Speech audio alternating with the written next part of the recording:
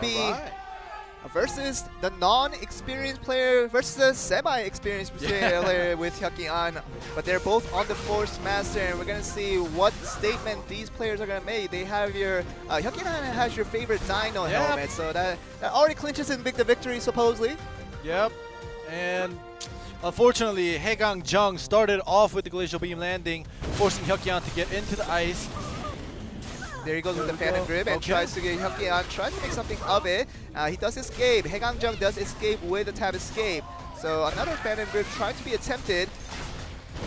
Yeah, it's the Force Master a mirror. So Haegang Jung, when we say Haegang Jung, he's the blue one. Hyuk-Ki is the red one. Yeah, Hyuk-An is on the Dino helmet. Also for clarification, you can look at the Dino helmet to see which side they're on. But Hyuk-An getting the better of these trades so far, gluing the damage onto Haegang Jung. Whereas Haegang Jung trying to put an answering strike, but not getting much of it yet. Haegang Jung has to look for more opportunities to make this work out, because the Force Master mirror matches are all about the single opportunity that you can put out the extreme amount of damage, because that's going to be what both players are counting on. They both have their tab escape. Hyuk-An is gonna get back his backstab escape as well very soon. Hyuk-An does heal some of his health back while putting some damage onto Haegang Jung continuously, but both having the escape back. Oh, actually, Haegang Jung just forced to use his escape right away, so Haegang Jung with the stun, he's gonna be stunned up, but he can't escape from it. So Hyuk-An has to look for these opportunities to put in the damage, and he's getting the better part of these trades, definitely, from Haegang Jung. Hyuk-An is getting the better trade out of this, but we're going to see how this actually transpires. You have 1 minute and 20 seconds left in the match. Gets him into the grapple, into the Phantom Grip. And Haegang Jung will be knocked up into the aerial. We can do something about that. Okay, Haegang still does have his backstep escape, Ice Burst. Okay, in the air. He grabbed him in the air during the Ice Burst. Okay, you don't want that unless you're going to be 100% to freeze your opponent. Yeah, they get stunned up, but there's nothing to it because he does just escape from it. And Hyuk-An doing the continuous thing from the beginning of the match to the end of the match. He's putting continuous damage without taking too much damage back. Get some heals right there by Hyuk-An.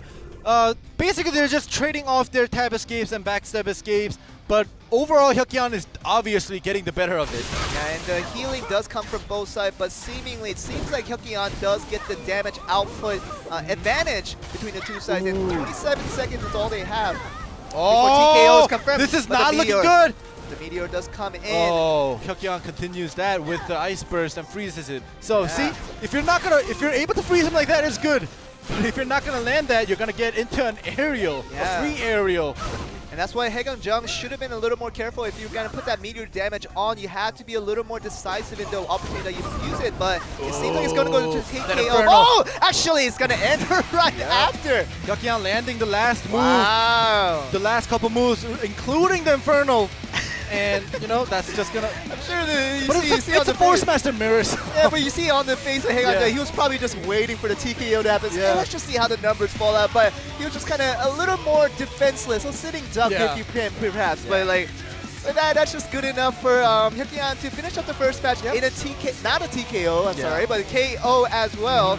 So, full swing, 1-0 up for these guys, and we have to see the replay of how this transpired, but it was mostly trade damage. Yeah, they were trading, and at one point, Hyuk-An was able to pull out or make Haegang Jung, the blue side Force Master, use both of his escape, and he took a little bit, he capitalized on that, and he got that advantage, This was a crucial play where he could have taken so much damage. Might have been enough damage to nearly knock him out, but Hyuk-An does a good job of staying in the air and negating most of that damage, which gave him the opportunity to finish him off right here, as you see. Yeah, and if you noticed, while he was doing the Ice Burst in the air, the Meteor Storm was coming down from above him. I don't know how that didn't hit. Hey, you know, we're going to talk about interactions of Blade&Soul. We have to complain with the actual game developers, but just so regardless of the rules, we know that the Meteor doesn't hit you unless you're on the ground. Yeah, of course. So we all know that part. So Triple J not getting the result they wanted in the first match. They probably wanted a win to start them off, but this being the best of 4 though, every point is important, and this first singles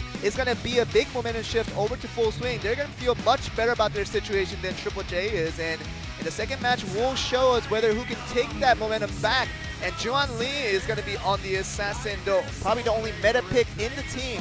And he's going to be trying to carry his team back into even against Byung Tae, as you mentioned, another experienced player from full swing. And can see how the experience matches up against the non-experienced rookie. This time around, first example of that where Hyuk-Yeon did win against the non-experienced players. So we're going to see if this is going to be a repeat performance of that experience and how valuable that actually is in the tournament. But we're going to see how this second match turns out. Yeah, we'll have to see about that because Byung-tae also plays a Force Master, but they have a Force Master on their team. Yeah. So he practiced the Warlock a lot. That's why he is bringing out the Warlock this time around. So we'll have to see how well he is prepared, even though he is the little more experienced player. And let's get ready to get into the second set. Let's get it on!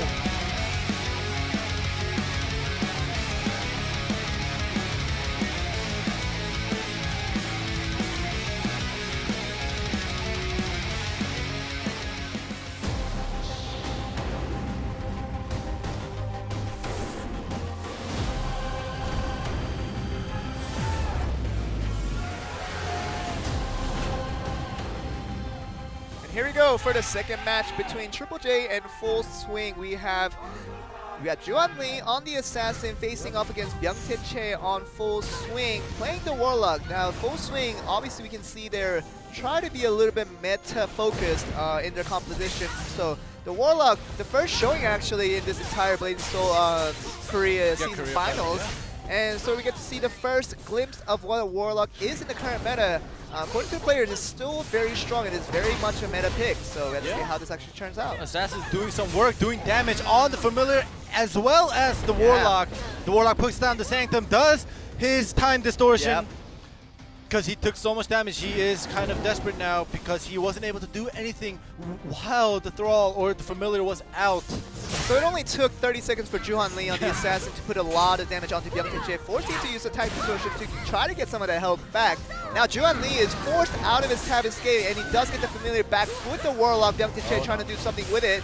Yeah, but it's not looking good though, because the Assassin's out of his leap and his stealth. Yes. So, you know, as long as the Warlock gets that aerial. But the stun coming in from the Assassin, but the familiar gets him up into the air. This is going to be a chance for the Warlock to put in a lot of damage. This is his chance.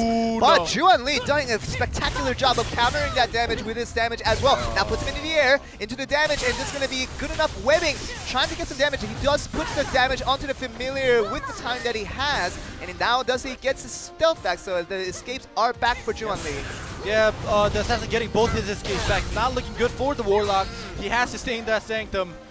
He doesn't want to get out. He doesn't want to get targeted. He wants to be safe in there within that area, and the familiar is back out.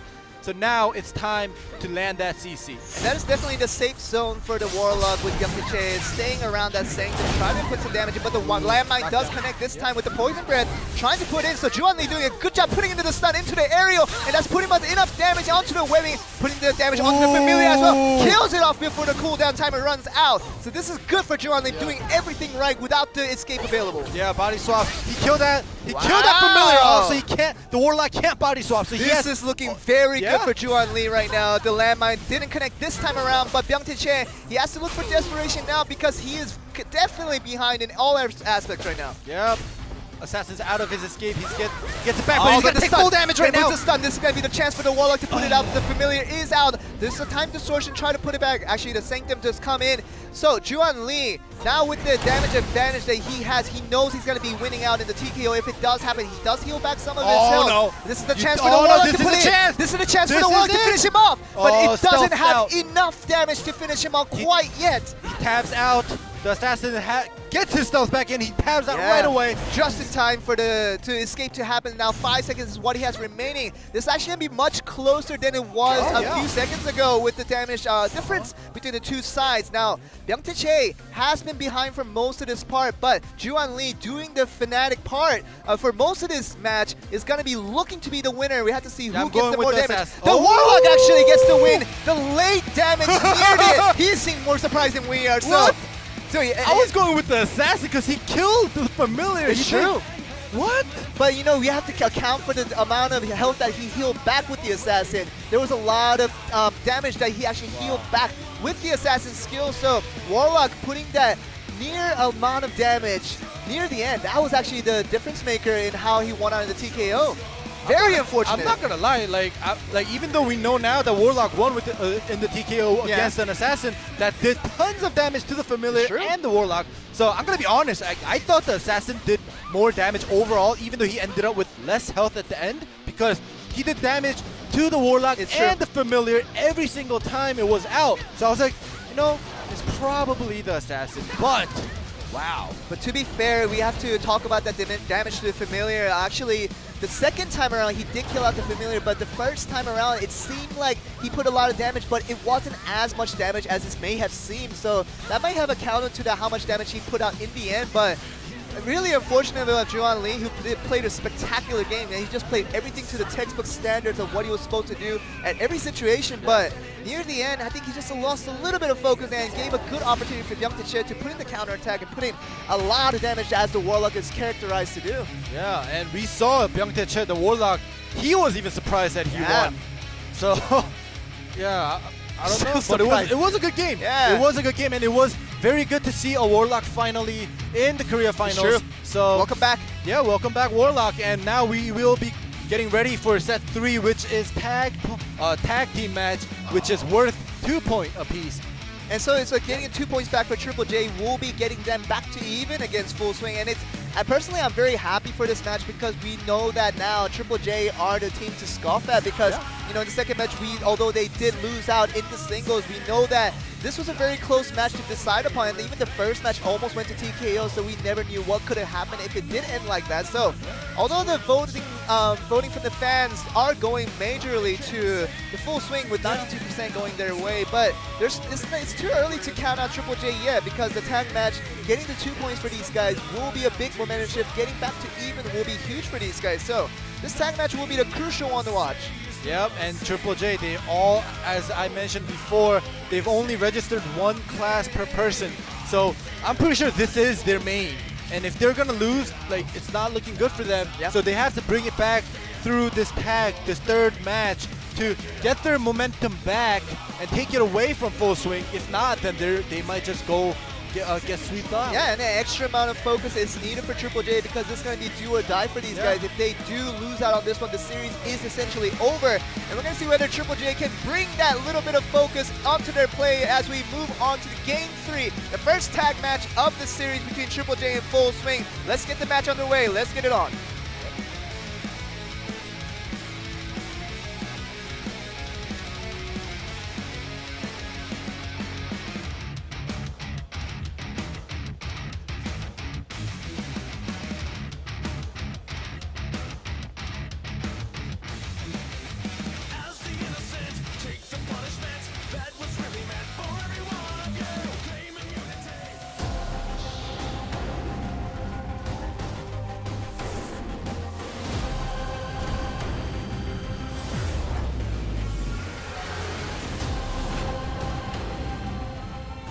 Here we are for what potentially could be the decider match between this series, with JJJ trying to get some points back against Full Swing. But now we have Juhan Lee, the assassin, who plays spectacularly well on his singles.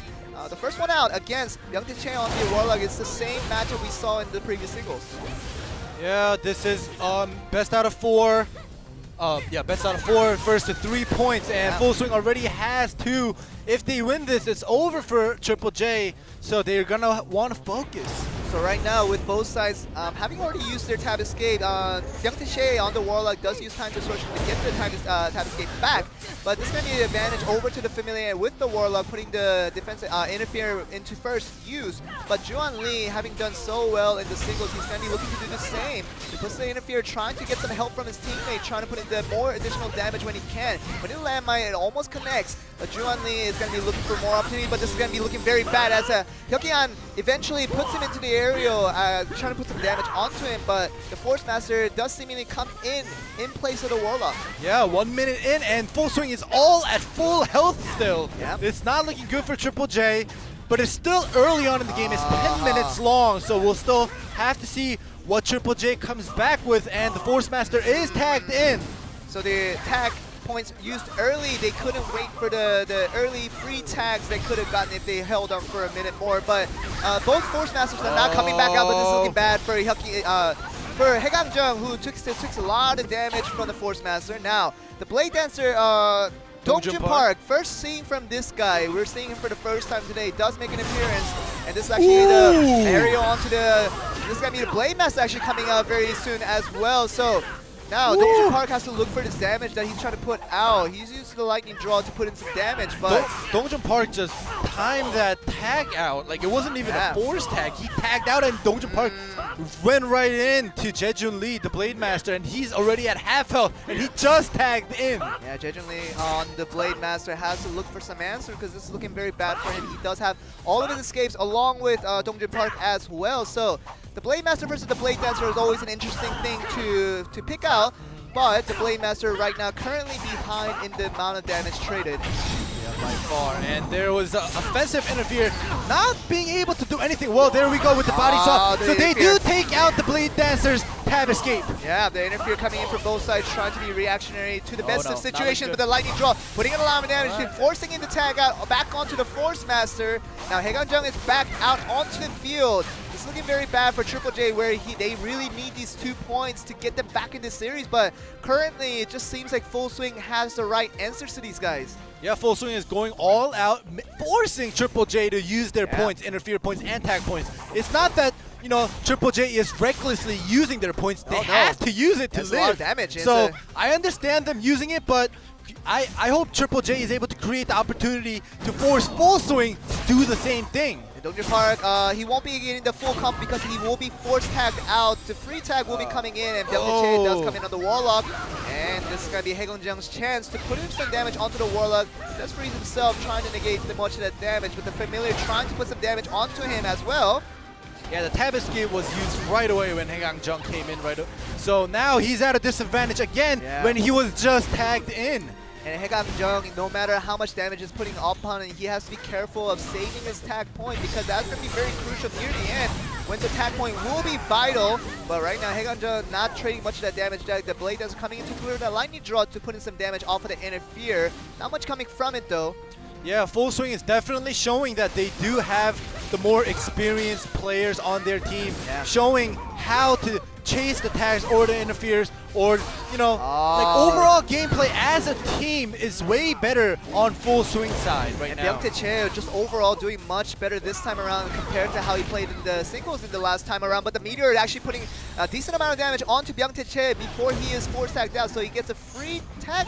Was it a use tag or a force tag? I don't know if it was. The timer was very close. But in the end, they do tag out onto Juan Lee, who comes back out on the Assassin, trying to make some work. But let's get into the area. This is going to be bad. The Warlock seemingly having enough damage, just the slimmest of health. Surviving that with the stealth, automatically procced, obviously, because he has to survive on that one. But he puts in the interfere, doesn't have any tag points to use, so he has to survive this as long as he could. But Haeganjung now back out onto the fuel, also the slimmest of health, but he has no tag points to work with, so he has to somehow survive for the next 1 minute and 30 seconds. Yeah, Juan Lee uses his last tag point to tag out. However, I don't know why Jaejun didn't come in, because he still has that tag point. He should have been up on the second listing to come out. But the Haeganjung on the Force Master does heal himself back, forcing out the damage to heal himself back, but Haeganjung has to look for a lot more because he needs, that's going to be actually enough damage to knock him out straight away. And Jaejun Lee, the only relatively healthy player on the team, is going to be out, taking even more damage as soon as he has come in. The Force Master, along with the Interfere, coming in to put in additional damage, but this is looking very bad. He tags out. Yeah, he wants to live he wants to be the last one to die, I guess. But and Juan is out again with the Assassin. But Juan Lee coming out with the really just hopeless amount of health that he obviously cannot work with for the next 1 minute and 30 seconds.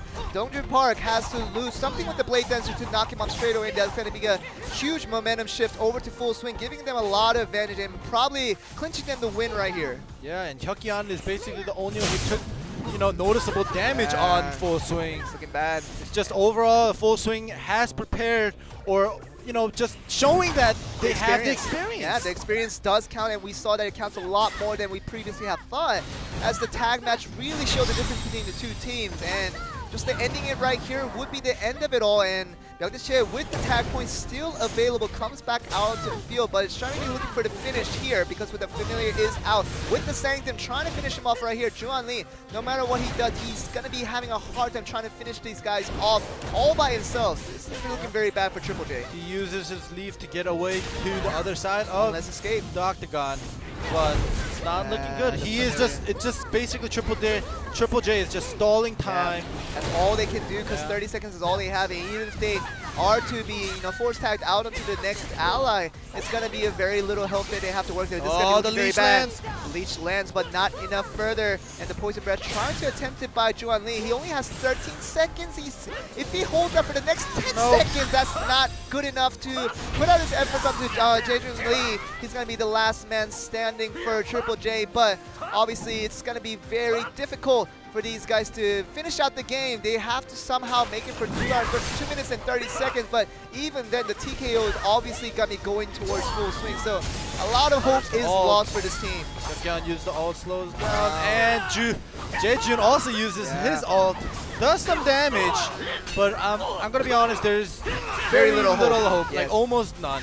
Yeah, I think we want to get excited for this team, but with just a limited amount of resources and a limited amount of manpower that actually they have, this is going to be looking very hard for Jaejun Lee, who's eventually going to be knocked off right here as he does with the interfere, coming with the lightning draw from the Blade Dancer. Blue Swing gets the series in a clean 4-0 victory. Yeah, that was clean, and even though it was a battle between two rookie teams, we obviously saw which team had the better experience, the better players overall, the better team play overall. So yeah, Full Swing, not a good game. I mean, I'm not saying not a good game. No, not at Full all. Swing, a good game. Yes. Triple J, not so good.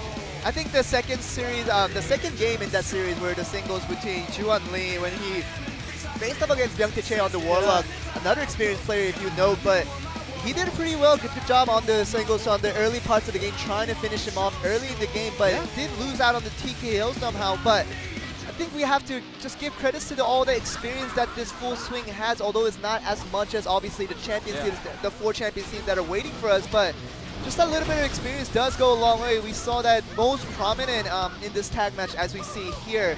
It just seemed like Full Swing knew everything what they were supposed to do with the correct tag timings, with the correct interfere timings. They knew exactly how to handle every situation that was given to them. Yeah, Full Swing overall, the interferes especially, they knew who to focus. They were definitely communicating, talking to each other to focus on this player or go in for a defensive interfere to use this skill to save your teammate. So it's just overall the points used on Full Swing side was much